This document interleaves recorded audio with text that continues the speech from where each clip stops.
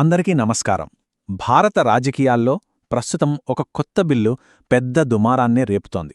ఇది జాతీయ భద్రతకు, పౌర స్వేచ్ఛకు మధ్య ఒక పెద్ద చర్చకు దారితీసింది. ఆ బిల్లే ఫారెన్ కంట్రిబ్యూషన్ రెగ్యులేషన్ సవరణ బిల్లు 2026. మరి ఈరోజు అసలు ఈ బిల్లులో ఏముంది, దీని చుట్టూ ఉన్న వివాదాలేంటి అన్నది వివరంగా చూద్దాం. అసలు ఆలోచించండి, ఒకే ఒక్క చట్ట సవరణ దేశవ్యాప్తంగా ఇంత పెద్ద రాజకీయ తుఫానును ఎందుకు సృష్టిస్తోంది? దీని వెనక ఉన్న కారణాలేంటో ఇప్పుడు మనం కాస్త లోతుగా చూద్దాం రండి. సో కథ ఎక్కడ మొదలైందంటే, మార్చి 25న లోక్సభలో ఈ బిల్లును ప్రవేశపెట్టారు. అప్పట్నుంచి కేంద్ర ప్రభుత్వానికి, ప్రతిపక్ష పార్టీలకు మధ్య, ముఖ్యంగా కేరళలో ఒక పెద్ద రచ్చే మొదలైంది.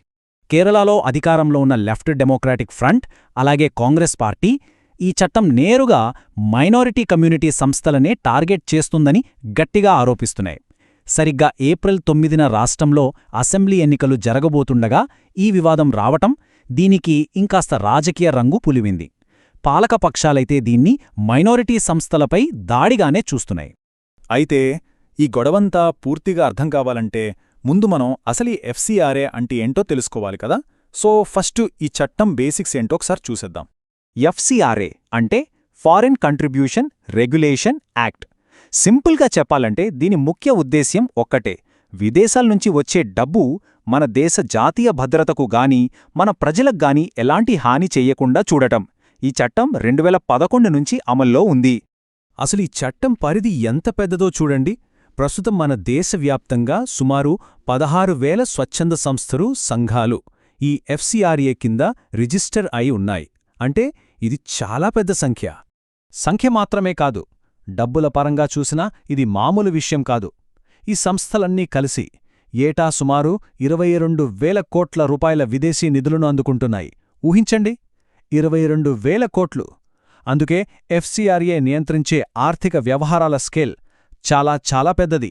సరే, ఇప్పుడు అసలు విషయానికి వచ్చేద్దాం. ఇంతకీ ఈ కొత్త 2026 సవరణ బిల్లులో ఏముంది? ఇది ప్రస్తుత చట్టాన్ని ఎలా మార్చబోతోంది? ఇక్కడే ఉంది అసలు కీలకమైన మార్పు. ఇప్పటిదాకా ఉన్న చట్టం ప్రకారం ఒకవేళ ఏదైనా సంస్థ ఎఫ్సీఆర్ఏ రిజిస్ట్రేషన్ కోల్పోతే వాళ్ల ఆస్తుల పరిస్థితి ఏంటి అనేదానిపై ఒక క్లారిటీ లేదు. కాని ఈ కొత్త సవరణతో కేంద్ర ప్రభుత్వం నియమించిన ఒక అధికారి రంగంలోకి దిగి ఆ ఆస్తులను, నిధులను మొత్తం తమ కంట్రోల్లోకి తీసుకుంటారు. మరీ మార్పు ఎందుకు తెస్తున్నారని ప్రభుత్వాన్ని అడిగితే వాళ్లు చెప్పే కారణం ఇదే: చట్టంలోనూ దాని అమలులోనూ కొన్ని గ్యాప్స్ ఉన్నాయట. సో ఒక సంస్థ రిజిస్ట్రేషన్ కోల్పోయినప్పుడు వాళ్ల ఆస్తుల మేనేజ్మెంట్ కోసం ఒక క్లియర్ సిస్టమ్ తీసుకురావడమే ఈ సవరణ ముఖ్య ఉద్దేశం అని ప్రభుత్వం అంటోంది. సరే, ఇది ప్రతిపక్షాల ఆందోళన. మరి నాణేనికి మరోవైపు కూడా చూడాలి కదా. అసలు ఈ బిల్లు ఎందుకవసరం అని ప్రభుత్వం గట్టిగా చెప్తోంది. వాళ్ల వాదనలేంటో చూద్దాం. కేంద్ర హోంశాఖ సహాయ మంత్రి నిత్యానందరాయ్ మాటలు వింటే ప్రభుత్వ వైఖరి ఏంటో మనకు స్పష్టంగా అర్థమవుతుంది. జాతీయ ప్రయోజనాలకు విఘాతం కలిగించే కార్యకలాపాలను అరికట్టడానికే ఈ బిల్లు అని వారు నొక్కి చెప్తున్నారు. సో ప్రభుత్వం ఈ బిల్లును ప్రధానంగా 4 కారణాలతో సమర్థించుకుంటోంది. 1. విదేశీ నిధుల వాడకంలో మరింత పారదర్శకత తీసుకురావడం. 2. పాత చట్టంలో ఉన్న లీగల్ గ్యాప్స్ని పూరించడం. 3. విదేశీ డబ్బుతో బలవంతపు మత మార్పిడులు జరగకుండా ఆపడం. ఇక 4వది, ఒకవేళ ఏదైనా సంస్థ మళ్లీ తమ సర్టిఫికేట్ని సంపాదిస్తే వాళ్ల ఆస్తులను వాళ్లకి తిరిగి ఇచ్చేయడానికి ఒక ప్రాసెస్ పెట్టడం. ఇది ప్రభుత్వ వాదన. మరి ప్రతిపక్షాలేమంటున్నాయి? వాళ్ళు ఈ బిల్లును ఎందుకింత గట్టిగా వ్యతిరేకిస్తున్నారు? వాళ్ల ప్రధాన ఆందోళనలేంటో ఇప్పుడు చూద్దాం. దీనికి కేరళ ముఖ్యమంత్రి పినరై విజయన్ ఆందోళనే ఒక పెద్ద ఉదాహరణ. ఆయన ఏమని భయపడుతున్నారంటే, రిజిస్ట్రేషన్ రెన్యువల్ ప్రాసెస్లో ఏవైనా చిన్న టెక్నికల్ డిలేస్ జరిగినా సరే అదే సాకుతో కేంద్ర ప్రభుత్వం మతపరమైన సంస్థల ఆస్తులను స్వాధీనం చేసుకునే ప్రమాదం ఉందని ఆందోళన వ్యక్తం చేస్తున్నారు. ప్రతిపక్షాలు ప్రధానంగా లేవనెత్తుతున్న పాయింట్స్ ఇవే. ఈ బిల్లును ముఖ్యంగా క్రిస్టియన్ మైనారిటీ సంస్థలను టార్గెట్ చేయడానికే వాడుకోవచ్చని, రెన్యువల్లో చిన్న టెక్నికల్ ప్రాబ్లమ్స్ వచ్చినా వాటిని సాకుగా చూపి ఆస్తులను లాగేసుకోవచ్చని వాదిస్తున్నాయి. ఇంకా చెప్పాలంటే ఈ బిల్లు వల్ల ఆర్ఎస్ఎస్కే లాభం చేకూరుతుందని కాంగ్రెస్ నాయకుడు రాహుల్ గాంధీ కూడా ఆరోపించారు.